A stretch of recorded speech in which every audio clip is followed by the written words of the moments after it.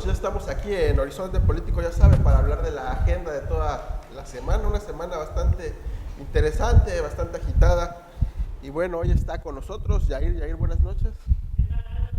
Jorge, muy buenas noches allá en casita, y pues ya estamos listos para hablar sobre los temas que se han dado a conocer esta semana. Ya lo sabe usted, los temas más relevantes de la política local. Ahí está con nosotros nuestros compañeros del Observador, usted ya los conoce. Jorge, buenas noches. Buenas noches, mi estimado Aldo, buenas noches, Eliseo, buenas noches, Yair. Así es, tenemos información así buenísima de toda la semana, buenísima, buena información en la cuestión política. Muy buenas noches a Teleauditorio, gracias por estar aquí en Horizonte Político, un espacio más en donde usted y yo y nosotros podemos aprender más de lo que queremos. Así es. Bueno, pues el primer tema está un poco, a mí en lo particular se me hace un poco hilarante, ¿no? Pero bueno, el Tribunal Electoral está exigiendo al Ayuntamiento de Ciudad del Carmen que se haga entrega de una computadora. Esta computadora presuntamente tiene pruebas sobre un fraude que se pudiera haber generado en el proceso interno de selección para su presidente del Comité Directivo Estatal del PAN aquí en Campeche. Digo, quien conozca de computadoras someramente sabe que un archivo se puede borrar, desaparecer y difícilmente se puede recuperar, ¿no? Y en el escenario más complicado, pues una computadora se descompone con mucha facilidad, son artículos delicados, ¿no? Y si involuntariamente un aparato de esta naturaleza se descompone, imagínense si lo que se está haciendo es ocultar esta llamada evidencia, pues en cualquier momento la pueden descomponer, ¿no? Entonces, pues yo no veo mucha utilidad que les pudiera dar recuperar este aparato, ¿no? No sé qué opinión tengan ustedes.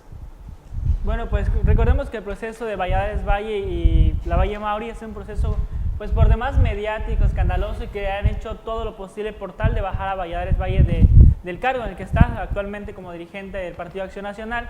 Pero lo que mencionan es que esta computadora pertenecía al regidor carmelita Hermilo Arcos, quien, pues recordemos, quien falleció en el mes de noviembre y quien era pues de las personas más cercanas a Valladares Valle. Incluso él llegó a ser secretario general del Partido Acción Nacional y a la vez era regidor en el Ayuntamiento de Carmen, y es precisamente donde se presume que él guardó cierta información de acuerdo al proceso electoral que se llevó a cabo en el Partido Acción Nacional, información que de una u otra forma serviría para delatar un presunto fraude en caso de que haya existido. Lo más curioso es que la tenga el regidor, cosa que yo no creo que el regidor tenga la mente haya tenido la mente tan maquiavélica para hacer ese tipo de cosas, y a la vez ser un poco ingenuo para guardarlo en una computadora de un lugar público como la computadora del Ayuntamiento de Carmen. En dado caso hubiera sido en su PC personal o de su domicilio. No creo que, su ingenuidad lo haya llevado a hacer esto en una computadora que sabe que la va a tener que entregar al final de que termine el trienio, porque pues esta computadora precisamente pertenece al Ayuntamiento de Carmen y todo debería estar monitoreado por el Ayuntamiento. Entonces no creo que la haya guardado ahí. Creo que se vuelve otra vez este tema mediático. Sin embargo, cabe pues un poco mencionar que la postura de la Valle Mauri hasta el momento no se ha dado a conocer. Quizás ya reconocieron de que lo mediático pues no les beneficia tanto, que digamos. Y si fuera así, mi estimado, para mí ya no debe haber ninguna información ahí. Desde ese momento, si es que la hubo, porque bueno, ahí queda nada más, ¿no? Ahí queda, pero para mí ya no debe existir nada de nada, y no creo que se haya dado. No creo que se haya dado, es una cuestión ya, el pleito que tienen interno entre estos dos. Mira, yo siento que esto es un error. Esta solicitud, yo siento que es intencional para desviar la atención en torno a las boletas que se estaban peleando en un principio. En un principio se estaban peleando las boletas, que en las boletas estaban las pruebas de que hubo compra de votos. Eso es lo que se peleó al principio y es lo que se negó el Tribunal Electoral a hacer. Tanto así que el Tribunal Federal, con circunscripción en Jalapa, le vota al Tribunal Electoral local su acuerdo. Y hay que tomar en cuenta que eran dos magistrados que votaron a favor y uno en contra de que se aprobara algo que no había ni siquiera revisado las boletas, un voto en contra. Así llegó en Jalapa. Ahora, la Valle Mauri, una vez que el nacional, el PAN nacional determina provisionalmente que sí le daba el triunfo a Yolanda Valladares, no impugna, hasta que de manera definitiva determina que sí reconoce el triunfo de Yolanda Valladares e impugna la Valle Mauri y le agrega, en términos, aquí lo tengo guardado, en términos, revive algo, una prueba que no lo tenían en cuenta, entra al expediente, que precisamente es lo que ustedes acaban de mencionar. Ahora díganme, por cuestión lógica, ¿ustedes creen que el regidor fallecido, como bien dijo Yair, va a tener información confidencial en una computadora oficial, o sea, que es del ayuntamiento? Ahí lo va a tener. Es difícil 1. eso. 2, ¿por qué se desvía la atención de las boletas hacia una computadora? La computadora no va a determinar en términos fríos que hubo fraude. Lo determinaría en su caso las boletas. Yo no sé si ahora no se quieren contar las boletas, porque todo es mediático, como bien dices. Y mira, pongamos que fue ingenuo, que ocupó la computadora que te da el ayuntamiento, que hiciste, digamos, que hiciste toda la contabilidad de un fraude, ¿no? Vamos, mayormente cuando este tipo de actividades, solo falta que asuman que el archivo se llama fraude de la elección del PAN, o sea, como que es algo demasiado ingenuo, demasiado obvio, exacto. Pareciera que es un recurso ya quizá desesperado, quizá es como para darle un tiempo en lo que encuentran otros recursos, otras herramientas que sean un poco más aterrizables, porque francamente esto parece de broma, ¿no? Cualquiera puede borrar un archivo, cualquiera puede formatear una computadora, y en una administración en general municipal, ¿verdad? ¿Cuántas computadoras, cuántos artículos de oficina no se pierden? Y hacerla perdediza creo que sería lo más sencillo, ¿no? Seguido se dan de baja artículos de oficina, que porque a fulano se lo robaron, que lo sustrajeron de la oficina, se dan de baja en el inventario, así de fácil, ¿no? Esta computadora en cualquier momento, si así lo desean, la pueden dar de baja, la pueden desaparecer, se puede salir al campo, se puede llover y ya está. Como que es un recurso muy endeble el del que están valiéndose para tratar de comprobar la fragilidad. Pero fíjate, aquí la cuestión viene la malicia ya del que está, en este caso de la Valle, claro. Porque ¿qué es lo que pretende hacer? Alargar más este asunto, sabe que se acerca un proceso, claro. Y el PAN con este problema pues va a seguir dividido. Claro, esto no le va a preocupar a Yolanda Valladares, porque bueno, siempre ha jugado a perder, pero ganando. Entonces, para ella no creo que tenga ningún problema, porque ella sabe cómo se maneja aquí ¿cómo se llama? El tenate. Aquí el asunto. El tanteo así es, ya no sabe, o sea, en ese sentido, ni la va a preocupar, para mi punto de vista. No sé qué piensan ustedes, pero esa prueba, se le llama prueba superviviente. Mira, si Yolanda pudo hacer un lado a los Muriño del Partido Acción Nacional, que no puede hacer un lado a la Valle Mauri. Así es, pero bueno. A ver, estamos hablando de esa prueba superviviente, que es precisamente una prueba que se toma en cuenta antes que se dictamine. Antes que dictamine el Tribunal Electoral local, pues meten esa prueba superviviente, que le llaman. No sé de qué no sé de qué vive, pero es superviviente, porque es algo que nunca habíamos escuchado en términos jurídicos, y cuando lo escuchamos nos da risa por la cuestión interna del PAN, que no saben ya qué inventar. Cuando manejamos la nota y mencionaste eso, yo me quedé de acuerdo y me ¿cómo está eso? A ver, sí, es una prueba superviviente, así le llaman. Ahí está. Ahí está. Ese es un sobreviviente. Superviviente. Superviviente. En ese sentido. Pero bueno, ahí está el problema que se tiene en el PAN, y yo creo que a eso le está jugando la Valle, a llegar hasta, ya ves, ya estamos a la vuelta de la esquina, ya empiezan los procesos, sacar los candidatos y todo el rollo. Las negociaciones. Yo creo que después de la elección del Estado de México, que se va a ver quién va a ganar en el Estado de México, claro, vamos a ver la respuesta del Tribunal Electoral. Espero que las boletas sean parte de ese estudio que están haciendo, porque si les van a dar más interés a esta prueba superviviente, entonces ¿qué pasó con una prueba tan importante que eran las boletas, que volvieron a impugnar? Ahora, ¿cómo queda el tribunal también? Bueno, el tribunal ya quedó en ese sentido, manchado. ¿cómo queda el tribunal? Porque bueno, si ellos hubieran contado mira, tan fácil y sencillo, mira, si Yolanda Valladares deberá confiar en su triunfo. ¿Sabes qué hubiera hecho? Claro. Mira, Miren, señores, aquí está. Aquí están Venga. los votos. Cuéntenlo. Exactamente, porque queda la Ya. duda. ¿Tienes Hay algo la que duda, ocultar? hay la duda. ¿Tienes algo que ocultar? No, aquí están, aquí están. Si algo está Pero logrando si no salió, La algo hay. Valle es esto. Por lo menos ha mermado la credibilidad del tribunal y bueno, tiene... Y se pone en duda el triunfo de Ajá, Yolanda. Si le Valle. pasa la de y Yolanda a la también. dirigente del PAN, bueno, pues mientras la mantenga impugnada, es una dirigente... Espuria. a medias, espuria, específicamente. Espuria. Entonces, bueno, pareciera que esta prueba superviviente literalmente lo que quiere es hacer que la impugnación prolongue.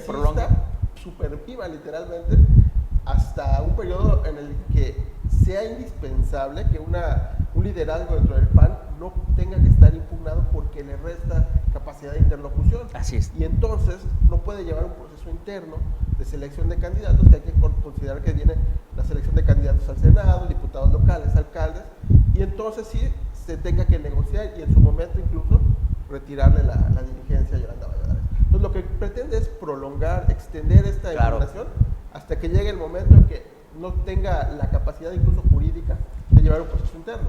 Ahora la gran pregunta, ¿y dónde están las boletas? Esa es la pregunta. Eso es lo que estábamos ¿Quién tiene las reiterando boletas? nuevamente. ¿A quién se le quedan, estimado? Pues a la comisión. Debe tener las Pues, boletas. la ¿sí? comisión debe tener una oficina en el PAN. O Jair, ¿tú sabes algo? ¿Qué No, pasó ahí- con las boletas? Las boletas en casa de Yolanda pueden en casa de Nelly. Nadie No, sabe, no. nadie vio. Pero las boletas, ¿dónde están? Esta es la gran No, pregunta. lo cierto es que después de todo este proceso electoral, creo que el Partido Acción Nacional va a enfrentar una crisis no solamente de credibilidad fuera, sino con lo más importante que tiene todo partido político y es la base, sus militantes. Hoy los militantes dentro del propio PAN, pues no creen ni en Yolanda ni en Lavalle. Ya no ven en quién. O sea, votaron porque no tenían más opción. Y otra parte se abstuvo, porque igual hay que comentar eso de que el Partido Acción Nacional en la dirección, muchos panistas se abstuvieron de ir a votar porque decían, ¿para qué? Si son los mismos, las cúpulas, los dirigentes, no pasa de ahí. Lo cierto es que, les digo, el PAN va a necesitar credibilidad externamente, pero sobre todo internamente, y sería bueno que el Instituto Electoral del Estado de Campeche pudiera ser como un mediador en este tipo de elecciones para evitar ese tipo de conflictos en un futuro, en las próximas elecciones que se den en las dirigencias municipales, que es lo que viene lo más cercano en las renovaciones Y del seguirá PAN. siendo la pues segunda fíjate fuerza. que yo Esa es pensaría- la pregunta. Seguirá siendo la No, segunda no creo Pues fuerza. no que ya le no. veo la tercera, no hay por dónde. Yo creo que el PAN por lo menos se ha sabido mantener como la segunda fuerza política, como oposición no tanto, pero políticamente la segunda sí, porque no hay más. No hay más. No hay más. No hay dónde. Lamentablemente en Campeche no hay más. Él, Pero- me está pero- diciendo que si el PAN quedaría como fuerza de oposición fuerte, no. Al contrario, yo siento que el PRI quedaría como oposición fuerte, si es que gana el Morena, y si no gana Morena, Morena quedaría como oposición muy fuerte, y en tercer lugar quedaría el PAN. Pero aquí lo importante, Yo así lo veo. Lo importante es saber quién va a quedar a nivel nacional. A eso me refiero. Una vez que se resuelve el asunto a nivel nacional, se puede ver ya, aterrizar qué va a pasar en No, Campeche. pero es que él está hablando del PAN, a Del futuro, PAN, estoy hablando del del PAN. PAN. Es que si el PAN hay que tomar en cuenta lo que platicamos la semana pasada. Si a nivel nacional, si las cúpulas se encuentran divididos, fracturados, si están de los pelos, hay que recordar que hace una semana, 2 semanas salió una grabación donde este senador de apellido Prats de Tabasco, que es originario de Chiapas, pero bueno, confrontó a Felipe Calderón en defensa de Ricardo Anaya. Entonces, si ellos en la cúpula no se pueden poner de acuerdo, ¿quién cree que puede venir a ponerles orden aquí a nivel local, ¿no? Entonces, pues, obviamente no les interesa el conflicto en Campeche. ¿Cuánto representa Exacto, a nivel nacional? electoralmente, ¿cuánto Exacto, es. representa? Entonces, pues, difícilmente se le dé una solución pronta, justa, y aparte, pues, que deje satisfechas a las dos partes. Y pues lo que pareciera es que van en sentido, en esto que yo comentaba, de prolongar la impugnación, mermar la credibilidad, restarle interlocución a Yolanda Valladares y en su momento, pues, apostarle a que se le retire, ¿no? Habrá que ver cómo se desarrollan las cosas. Estamos a meses de que eso suceda, ¿eh? Quedaría como la presidenta espuria superviviente. Quedaría de esa manera, ¿no? Pero mira, ¿por qué superviviente? Pero Eliseo, no lo va a afectar en nada, Yolanda. Claro que no. Mira, con el huracán ese que se le quitó encima, las elecciones pasadas, para ella no es nada. Así es. Ya sabe la jugada, ya sabe por dónde va el camino. Como dice ella, ya sabe cómo bajar ya guayas. sabe cómo bajar Que guaya. mata. La única preocupación de Yolanda Valladares ahorita y sabida por todos es encabezar la fórmula del Senado de la República o en su caso la plurinominal. Nada más. O sea, su mundo de Yolanda Valladares en ese momento está basado en eso, en encabezar la fórmula al Senado de la República, porque quedaría, en dado caso y de acuerdo a los resultados que ha tenido el Partido Acción Nacional, en una primera minoría. Lo que habría que tomar en cuenta es la fuerza que tendría Morena y qué candidato pondría, porque viene obligado a nivel federal. Eso podría ser un impedimento. Yo siento que el PAN quedaría en tercer lugar, pienso, quedaría en tercer lugar, por lo tanto, el pluri que tú dirías del PAN perdería y quedaría el pluri pues, de la primera minoría, ya sea del PRI o de Morena. Sí. Pero muy difícil, el PAN quedaría como tercera fuerza política. Yo así lo veo. Es muy difícil. Si mira. siguen en esas circunstancias de pleito, de cúpula, porque déjenme decirles que el pleito de cúpula es esto. Ahí se está peleando esto. Y sabe cuánto se está manejando ahí, y no solamente en el PAN, también en el PRI, y también en Morena puede ser, no lo sé en Morena, porque ya ves que apenas están entrando los empresarios. Después de que entren los empresarios, veremos esto que está pasando en el PAN y en el PRI. Sí, mira, creo que eso es, concluyendo para finalizar este tema, lo que dice Yair es muy cierto. El horizonte inmediato, el horizonte político, en sentido literal y no por el nombre del programa, de Yolanda Valladares es ese. A buscar pelear por ser la primera minoría, encabezar la fórmula del Senado, y entonces sí que el PAN se desmorone. Eso es secundario para ella. Y bueno, citando el asunto de la impugnación, literal, Yolanda Valladares es una superviviente y ha enfrentado grupos de poder tan importantes. También ha sentado, como el caso de la familia Muriño, se ha confrontado con partidos políticos. Norhausen, con el propio Calderón, grupo de Carmelita. Incluso ahora es su aliado, de ese tamaño. Es una política muy completa, con un olfato y un colmillo bastante largo. Y literal, lo que busca es eso, la supervivencia. Ella así ha hecho, así ha logrado y así ha conseguido mucho. Y ahora, bueno, su jugada es esta, ser la primera minoría y encabezar la fórmula del Senado. Y bueno, que el PAN se desmorone, ¿no? Y con esto, bueno, vamos a una pausa y retornamos.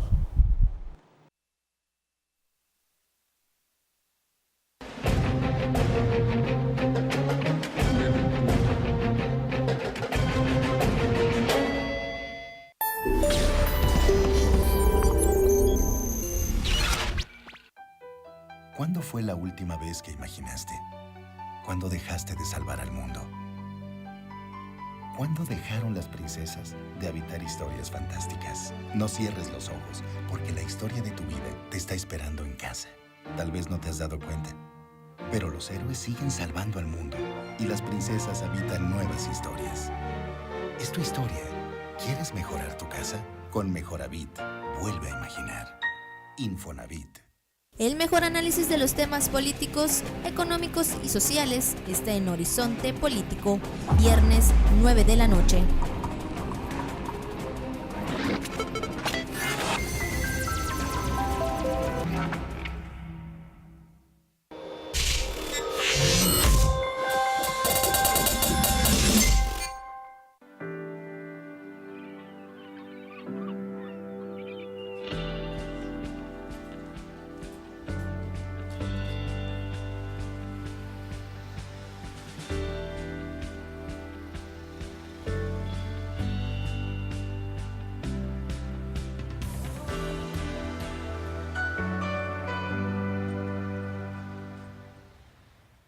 Dios quería que los que están aquí en este momento estuviéramos aquí. Con la alegría de la fe, somos misioneros para proclamar el Evangelio de Jesucristo y en él la buena nueva de la dignidad humana, de la vida, de la familia, del trabajo, de la ciencia y de la solidaridad con la creación.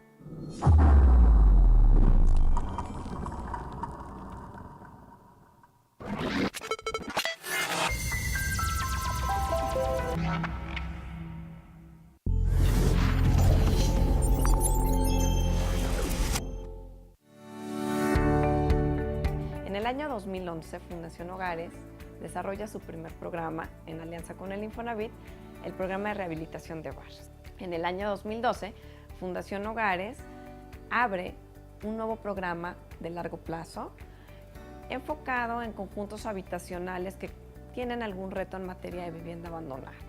En el año 2013 se replica el programa de organización social Hogares a 2 sedes adicionales, Coatzacoalcos, Veracruz y Acapulco, Guerrero.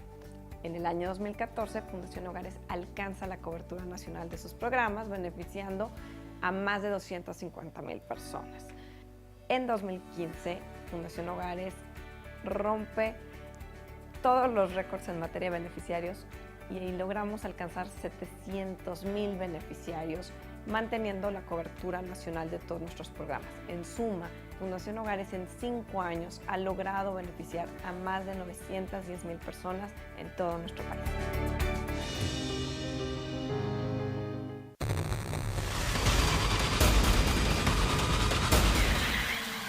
Reportajes, entrevistas y cápsulas difundiendo la cultura y belleza de Campeche y otros estados, conducido por Pedro Moreno y Gaby Gutiérrez, te esperan los miércoles en Luces en Escena a las 9 de la noche.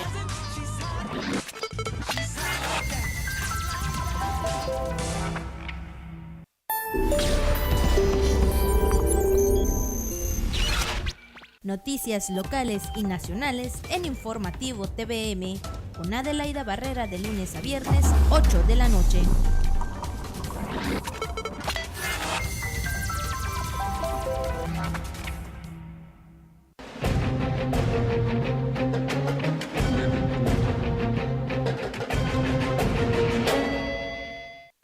Bueno, ya estamos de vuelta aquí. Les recuerdo las redes sociales, estamos en Twitter como @TVM Campeche. En Facebook pueden buscarnos como TVM Campeche y si quieren hacernos llegar sus mensajes de texto, sus WhatsApp, pueden hacerlos al 981 11 74 200. Y bueno, vamos al siguiente tema. Ante el incremento de la inseguridad en el Estado, el fiscal Juan Manuel Herrera y el secretario de Seguridad Jorge Argáez comparecieron ante los diputados. Esto es un tema que se venía gestando desde la semana pasada, donde bueno, fue polémico porque podría entenderse que la bancada priista en el Congreso trataba de evitar que esta comparecencia se diera a cabo. Lo concreto no era eso, sino que hay un proceso legislativo que se tiene que seguir y no nada más desde que hoy quiero que comparezcan los funcionarios y hoy vienen, sino que esta solicitud se tiene que llevar a comisiones y a partir de que en comisiones apruebe ya se puede llamar a comparecer a los funcionarios, ¿no? A final de cuentas, el ejercicio es interesante, es útil, es indispensable, en un momento en el que, como ya se ha experimentado, ya se ha logrado palpar, como que han surgido ciertos brotes de inseguridad, no de violencia, como mucha gente quisiera hacer creer, sino de robos a casa, habitación, de robos a comercios, robos a transeúntes, pero bueno, esto le corresponde a estas áreas de seguridad, que es la Secretaría de Seguridad Pública y la Fiscalía, pues rendirle cuentas a los ciudadanos. ¿Quiénes son los representantes de los ciudadanos? Pues los diputados. Y entonces, ¿ante quiénes tienen que rendir cuentas? Ante los diputados. El ejercicio se llevó a cabo, desafortunadamente, no fue un ejercicio abierto al público, la gente no pudimos ver, no pudimos conocer cuáles fueron, ni siquiera los medios de comunicación, cuáles fueron los acuerdos, cuáles fueron, digamos, que las llamadas de atención que pudieran hacer los legisladores a los funcionarios públicos. Y bueno, ahora corresponde, si se tratara de un ejercicio transparente y correcto como debe de ser, a los diputados les corresponde entregarle cuentas a los ciudadanos y decirles qué fue lo que se tocó en este encuentro privado. ¿Cómo lo interpretan? Mira, yo siento, como bien dices, es un ejercicio que no se había visto. Creo que por primera vez el Congreso ha sentido la presión social en torno a la inseguridad que hay en las colonias populares, es decir, en los robos en casa, habitación, aunado con un código o penal que no va de acuerdo a la situación social que vive el país. ¿Por qué? Porque se toma muy en cuenta los derechos humanos, no solamente del afectado, sino el que va a afectar. Y por esa sencilla razón, ha habido inconformidad, y vuelvo a insistir, no solamente es en Campeche, es en el país en general donde ha habido esta inconformidad, y le estoy dando un ejemplo. El día que entró en vigor este nuevo Código Penal Acusatorio, liberaron en el DF a 12,000 personas que estaban en las cárceles. Vean nada más de lo que estamos hablando, de un ejemplo que sucedió en el DF y cómo está afectando ya a los campechanos y en otras entidades también. ¿Por qué? Porque no se sabe quién tiene el derecho al final de cuentas, si el delincuente o la persona afectada. Esto llevó a que se presentara una solicitud, una iniciativa para que comparezca tanto el secretario de Seguridad Pública como el fiscal. Usted recordará el pleito que hubo la semana pasada en que malamente el presidente estatal del PRI resbala terriblemente, que lo comentamos acá, que no tomó los puntos importantes que se estaba presentando. Al final de cuentas, la presión hace que la comisión dictamine así, de inmediato. Sí se va a hacer el próximo viernes, lo leen el jueves, mañana 19 se va a hacer la comparecencia. Yo me pregunto, ¿había ya preparación por parte de los diputados para presentar sus dudas ante el secretario de Seguridad Pública y ante la Fiscalía? ¿Estaban preparados? Ahí está la respuesta el día de hoy, en que no se llegó a nada, pero esto ya era de esperarse. ¿Por qué? Porque no se puede, localmente, no se puede modificar la ley. Tenemos que esperar que a nivel federal, como bien dijo el gobernador, recuerden que esta ley se hace a nivel federal y luego se homologan con los estados. Para una modificación en el Código Penal se tiene que modificar a nivel federal. El objetivo era que se recogiera las partes que tanto el fiscal como el secretario de Seguridad Pública sientan los artículos que les afectan a ellos para impedir que agarren a un delincuente y lo metan y lo detengan. Saber cuáles eran esos artículos para que entonces el Congreso envíe un exhorto al Congreso de la Unión para que se modifiquen tales leyes. En ese sentido, pues no se logró nada al día de hoy. No quiere decir que sea un fracaso, sino al contrario. Esto significa que tienen que trabajar más fuerte, tanto diputados como funcionarios, para lograr rápidamente y en el menor tiempo posible los acuerdos necesarios para que entonces se logre el objetivo de enviar un exhorto al Congreso de la Unión y decirle: Congreso, aquí en mi estado, estos artículos tal, tal y tal, nos está afectando porque no podemos detener a menores y no podemos detener, no lo podemos ni siquiera detener los 24 horas porque está prohibido por sus derechos humanos, etcétera. Eso quiere decir que no era un restaurante lo que se sabe, no era un puesto de panuchos lo que se estaba pidiendo, era un restaurante. ¿Por qué? Porque lo que se ha visto ahora es que se requiere un restaurante, no un puesto de panuchos, en donde tú lo haces rápidamente y vámonos, panuchos. No, aquí se tiene que ver las cuestiones jurídicas y eso es a nivel constitucional, es decir, tiene que llegar hasta el Congreso de la Unión y hacer las modificaciones necesarias para que entonces, una vez que se modifique a nivel nacional X ley, pues entonces en los estados vengan, se homologuen y entonces el ciudadano ya siente el beneficio de las inquietudes que tiene. Eso no pasó el día de hoy. Sí se reunieron, lástima, como bien dices, a puertas cerradas, porque cuán diferente hubiera sido, que hubiera sido así como nos está viendo usted en estos momentos, y yo ver, este diputado le hizo esta pregunta, y sí me interesó porque yo tengo este caso, o yo tengo esta duda, le marco enseguida a mi diputado, ¿sabe qué? Yo tengo esta duda. Hubiera sido mejor, ¿eh? Hubiera sido mejor. Hubiera sido mejor. Hubiera sido mejor, porque entonces ya íbamos a saber cómo estaban los diputados preparados y cómo estaban los funcionarios de saber en dónde está fallando la ley.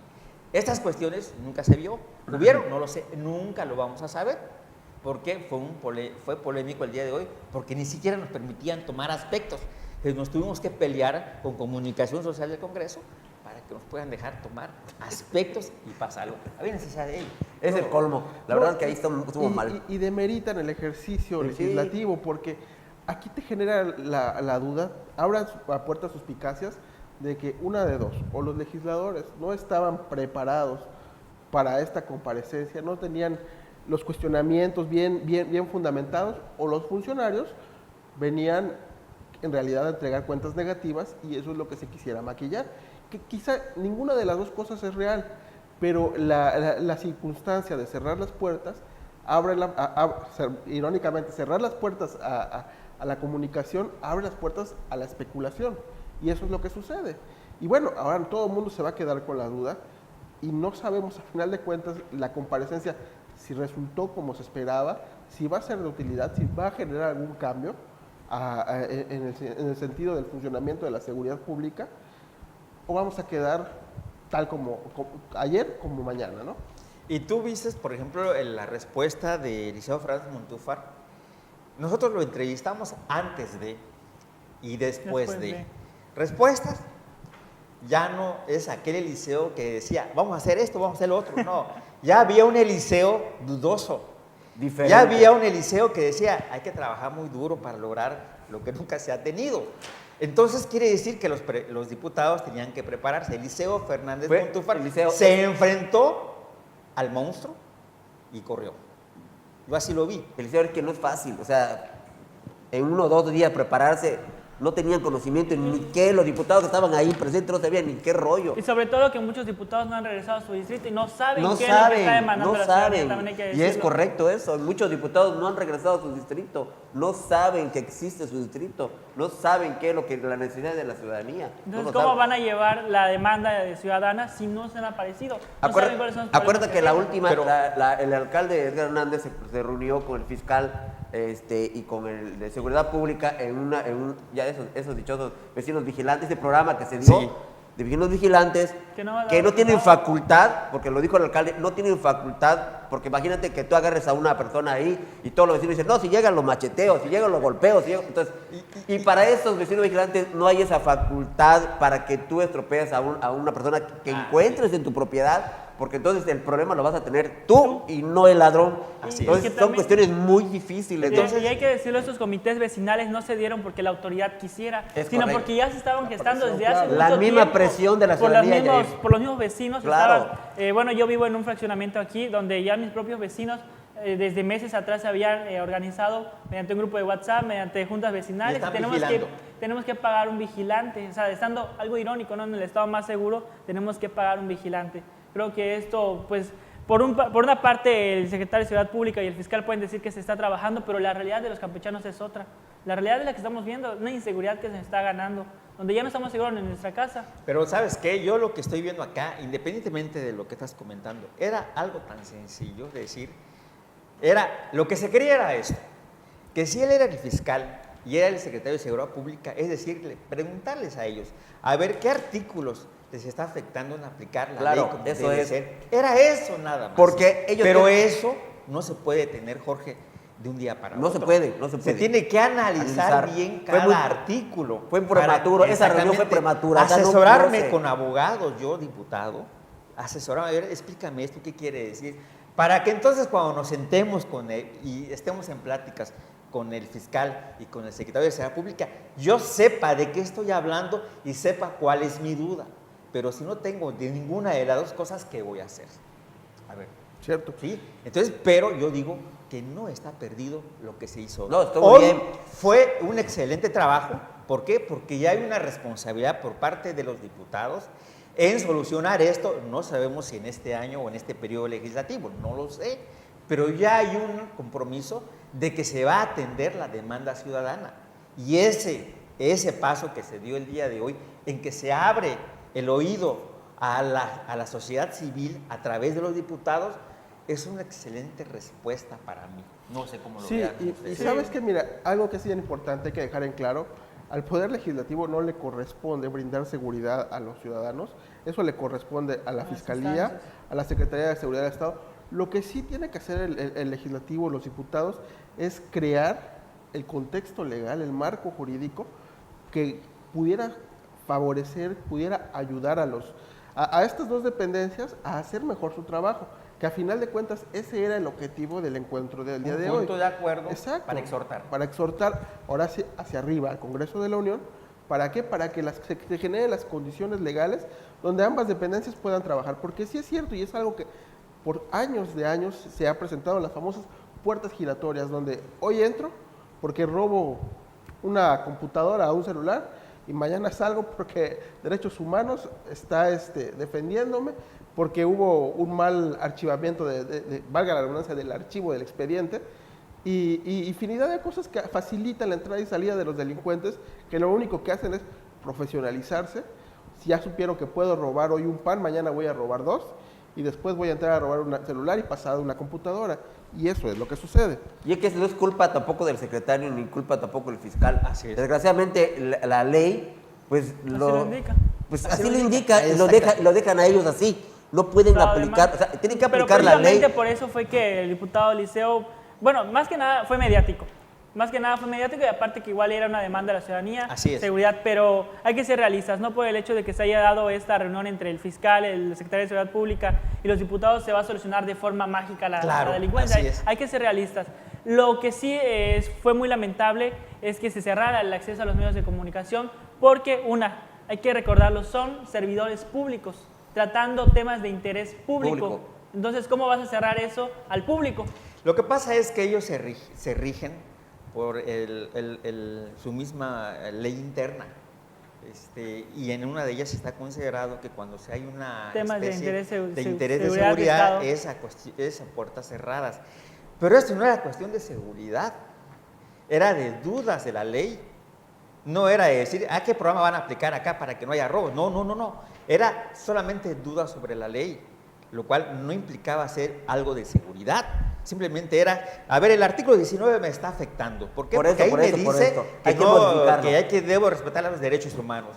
Bueno, ¿se puede modificar? Sí, ¿cómo? Pues así. Eso es lo que se quería del día de hoy. No se tenía algo de seguridad en el sentido de que vamos a aplicar esto, vamos a sancionar esto y vamos a acomodar eso. No, porque no se puede. Simplemente, como bien dice él, Yair, el problema de hoy fue que se cerraron las puertas a algo que era de vital importancia. Porque ¿qué ocurre ahorita? Ahorita toda la gente, y tú ves en las redes, se le van sobres al fiscal, se le van sobres a Jorge Argáez. Así es. Pero llegan y ven que el señor se robó una tele y no llega a lo que estipula el artículo, que tiene que ser más de 60,000 pesos y que tiene que haber gente que haya denuncias. Si no hay denuncia, pues es como si no hubiera pasado nada. No hubiera pasado nada. Entonces, son cosas que todo ese tipo de detalles, todo ese tipo de cosas son las que tienen que modificar. Así es. Porque entonces ahí dejan indefenso al secretario de Seguridad y al fiscal, porque no pueden aplicar la ley sobre eso. Juan Antonio Remo Dorantes, presidente de la Comisión Estatal de Derechos Humanos, en una entrevista que le hicimos en el Congreso, responde lo mismo. Dice, hay que tener cuidado con los grupos que se están integrando. Que no vayan a violentar la ley, porque en lugar de castigar al ladrón, el que va a ir a la cárcel es el que viole los derechos humanos. No, está complicado. Claramente lo dice, es complicado. Y esas dudas eran lo que quería que se despejaran el día de hoy. ¿Y qué pasa si el ladrón no se logró? ¿Qué pasa si en tu casa el ladrón te da pero a ti? ¿Cómo derecho humano te va a defender a ti? Claro que no, Jorge. Entonces, esas son las cuestiones que tiene que ver, ¿no? Porque bueno, si dice, pues no lo voy a tocar, a ver, siéntete mientras esperamos que llegue la policía, aquí platicamos, ¿no? Nos tomamos una tacita de Toma un café. cafecito y ¿qué te quieres llevar? Que no rebases los 60,000 pesos nada más, para que no te... O sea, dime, traes un arma. Son cuestiones de eso. Traes un arma. Esos detalles, ¿no? Sí, una pistola. Bueno, pues cuídalo, porque te Son puedes cuestiones meter a de la esas, cárcel. o sea, por las eso. leyes están... Sí, primero hay que cerciorarse que esté cargada la pistola para que podamos hacer justicia por nuestra propia mano, ¿no? Y bueno, algo para agregar, porque vamos a un corte comercial. Ya está, vámonos. Vamos a una pausa y regresamos.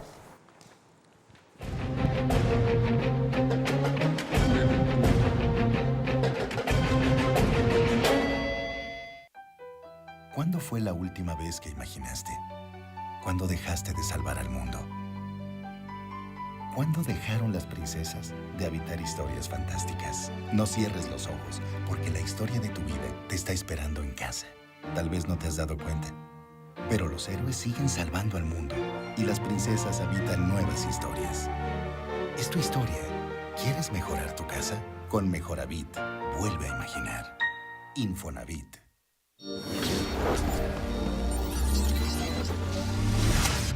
Noticias locales y nacionales en Informativo TVM, con Adelaida Barrera de lunes a viernes, 8 de la noche.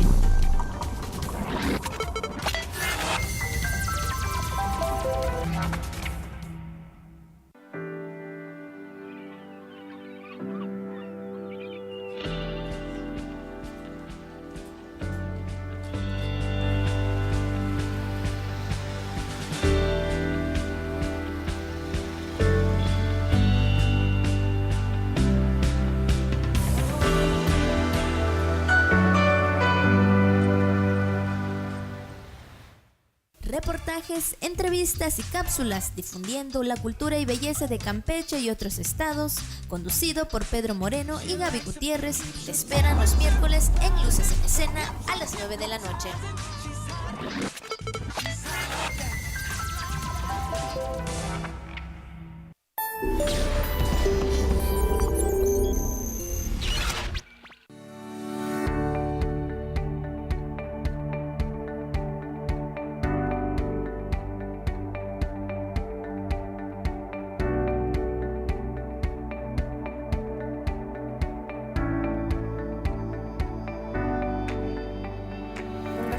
Se crea en el año 2010 como una institución de asistencia privada con capital semilla del Infonavit.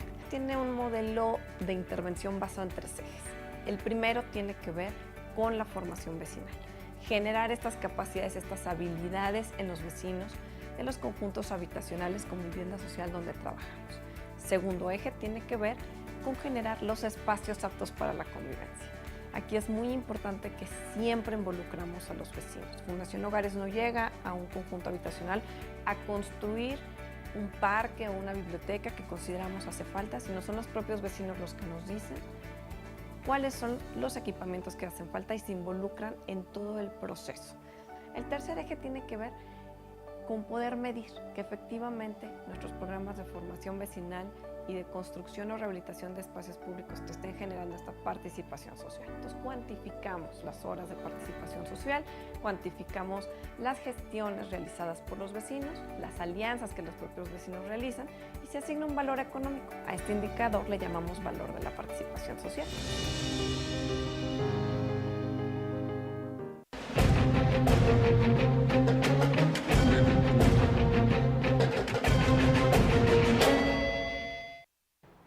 Estamos de vuelta aquí en Horizonte Político y bueno, en el país, en varios estados del país, afortunadamente en Campeche no, el contexto de seguridad para quienes ejercemos la libertad de expresión de manera profesional, es decir, los comunicadores, los periodistas, se ha comenzado a salir de control. Esta semana en particular, 3 periodistas importantes de distintos medios, 2 periodistas y un reportero, que es un director de un medio, una reportera, su hijo que también era reportero, pues fueron atacados. 2 de ellos murieron, una se encuentra delicada en estado serio de salud, la mamá de este reportero.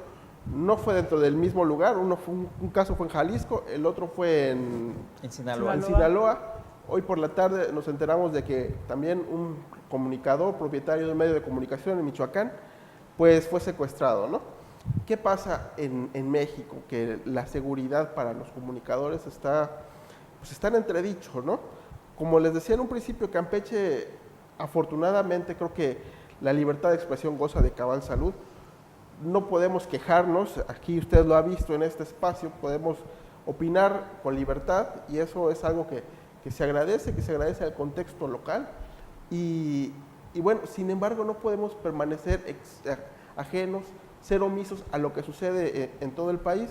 Ayer el presidente de la República convocó a gobernadores, convocó a funcionarios de seguridad, al responsable de derechos humanos, para aterrizar un acuerdo en el que se tratara de priorizar la seguridad de los comunicadores, de los periodistas y en general el gremio, porque muchas veces no solamente se van contra quien escribe la columna, contra quien sale aquí a cuadro, sino se van contra los reporteros, se van contra las familias de las personas que ejercemos este oficio.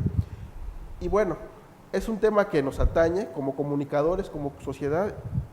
Y bueno, ¿qué opinan? ¿Qué lectura les da este interés, digamos, repentino de parte del Poder Ejecutivo? Mira, pues que tenía que pasar, ¿no? Tenía que pasar eso porque, bueno, ya la situación de los compañeros en otros estados, por ejemplo, el caso de Veracruz, ¿cuántos compañeros? Guerrero también, o sea, y era lo caso urgente, y creo que ya se habían tardado mucho en llevar a cabo y tomar esa postura, la reunión de la CONAGO, ¿no? Y creo que lo que están haciendo pues es lo correcto. Como dices tú, Aldo, afortunadamente aquí en Campeche no tenemos ese problema. pero compañeros de otros estados, la verdad que la están pasando muy, muy mal en ese sentido, ¿no? Y qué bueno que toman cartas en el asunto para poder resolver y tener esa protección, los compañeros, pero como dices, no solo te atacan a ti o te secuestran, sino van sobre tu familia. Y eso es lo más grave, ¿no? Porque donde más te duele, tu familia, tus hijos, tu esposa, o un pariente tuyo, entonces eso es lo más grave, pero qué bueno que se está haciendo y que ojalá esto no se quede nada más ahí. Sí, bueno, pues era ya urgente que el propio Poder Ejecutivo tomara una postura, porque ya son demasiados casos, se ha descontrolado esto. De hecho, México está entre los países donde más periodistas han perdido la vida, luego de países donde hay guerra. Entonces, ¿cómo es posible que en un país pacífico como el nuestro, pues muchos periodistas estén perdiendo la vida? Recordemos, Veracruz es uno de los más escandalosos, pero no quiere decir que en otras entidades no hay. Los hay, sobre todo en el norte, el narcotráfico se ha incrustado mucho. Hablar de temas de política y narcotráfico en otras partes del país, sin duda alguna, pues representa un peligro para quienes ejercemos la comunicación. Comentaban que afortunadamente en Campeche no existe ningún caso y es de celebrarse precisamente, pero algo que me llama mucho la atención es que el presidente de la República habla sobre la libertad de expresión y en poco, creo 5 años que lleva como mandatario, pues no ha dado una conferencia de prensa abierta donde se le pueda preguntar como comunicadores, cuestionar sobre diversos actos que la sociedad mexicana necesita saber, que le urge, como recordemos la Casa Blanca, Ayotzinapa, muchos otros, donde abiertamente se pueda cuestionar al propio mandatario. Ahí creo que está fallando este tema de libertad de expresión. Sí podemos expresarnos los comunicadores sobre esos temas, pero solamente nosotros expresarnos, pero tener un acercamiento como tal, bueno, los periodistas que tienen el acercamiento con el presidente y poder entablar ese diálogo de manera abierta y con medios críticos, creo que eso está faltando. Entonces no hay una libertad de expresión en un modo tal por parte del mandatario. Históricamente en México, no desde que tengo uso de razón, estoy hablando que yo recuerdo vagamente a Enrique Echeverría Álvarez, a la fecha, nunca se ha permitido una entrevista como mencionas aquí en México, no se permite. Las televisoras se autocensuran, los medios de comunicación en general se autocensuran y no piden nunca una conferencia abierta con el presidente en turno, a diferencia de lo que pasa en Estados Unidos, ¿no? ¿Por qué? El presidencialismo lo ha impedido en México. Entonces, hablando en ese sentido de la muerte de los periodistas en México, como bien dijiste, Shair, ocupamos el primer lugar en muertes en periodistas, el lugar más peligroso para ejercer la profesión de periodistas, porque ya ni en Irak, ya ni en Siria, ya ni en Afganistán hay el número de muertos que ha habido en México. Tan solo en este año ya llevan 6 muertos de periodistas. El más escandaloso fue el que se dio, el que mencionaste, sí, juntamente con Jonathan, un joven que empezaba a ejercer, hijo de Sonia, la que fue también a la que querían matar, que es la madre de Jonathan, y no la logran matar, sino matan al hijo, que es Jonathan. Terrible eso. Pues matan a 2 en un solo día, antier, lo que obligó al presidente a dar la conferencia sin mencionar en la conferencia el nombre de la persona víctima en Sinaloa, que era escritor además, y nunca se menciona el nombre de él en ese evento. Sin embargo, aquí, como bien dicen, en Campeche, hasta el momento no hemos los medios de comunicación o los reporteros de manera de X televisora, de X periódico o de manera independiente, nunca hemos sabido que los hayan sido agredidos. Sí sabemos de periodistas que han agredido a gobernadores, ¿no? Sí. Aquí en Campeche, pero de que gobernadores hayan agredido bueno, yo no lo sé, a lo mejor y sí hay, pero como ya hay cosas que no se pueden decir, pues que yo sepa, yo nunca he escuchado que un gobernador haya agredido a un reportero. No sé si tú sabes de algo. No, tampoco. No, aquí lo lamentable, hay que decirlo, son los achichincles que a veces impiden el trabajo de uno. Eso sí, y hay muchos, no solamente con el gobernador, con secretarios, con diputados y con otros funcionarios públicos que tratan de arrebatarnos la cámara de esto, del otro, porque en cierta parte es su trabajo, pero también el político, el secretario necesita esa comunicación con los medios, porque al fin y al cabo somos los mediadores entre la ciudadanía y los servidores públicos que están para eso, para hablar de temas públicos, Sí hay pues hay un choque a veces entre los compañeros reporteros, pero con los achichincles de los funcionarios. Que hay uno Eso que sí. otros funcionarios que sí se chivean, sí se molestan, sí, porque bueno, cuando uno le insiste a ciertas cosas que no le gustan, pero fuera de ahí no pasa más. O sea, a niveles como en otros estados, Como otros no estados, hemos ¿no? llegado. Que Lo que entonces- comentaba, que desde años atrás no se ha dado una conferencia abierta por parte del mandatario federal.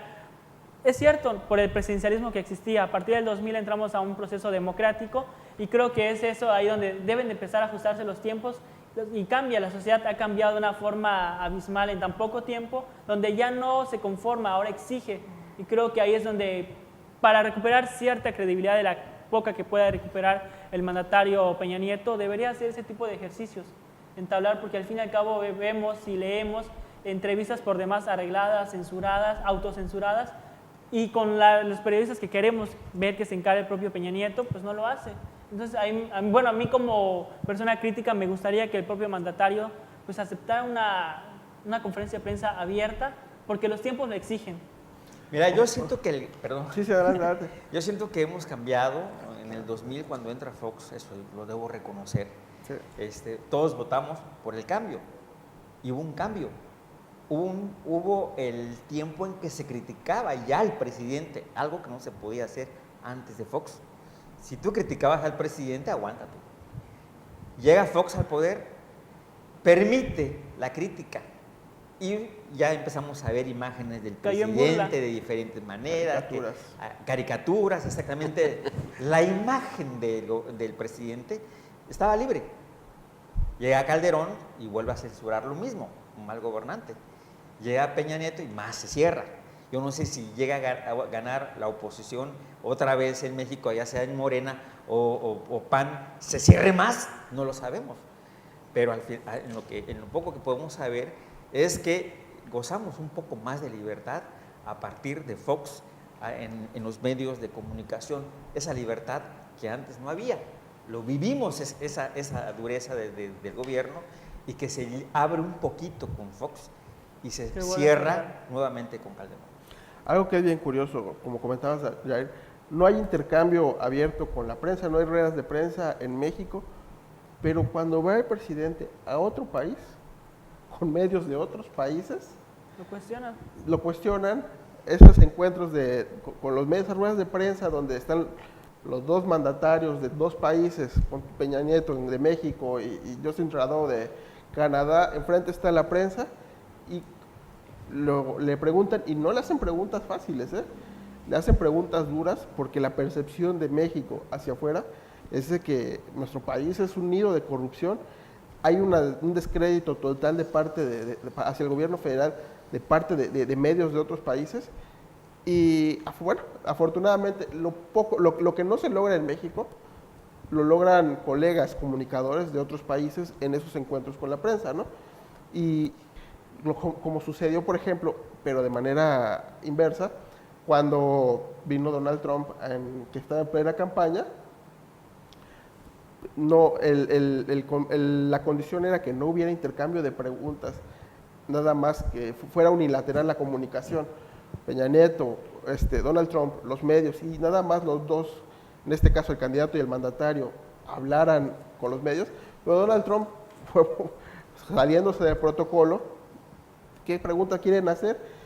Rompió el protocolo y metió en apuros a todo el Estado Mayor Presidencial, al presidente, y bueno, fue el escándalo que todos conocemos, ¿no?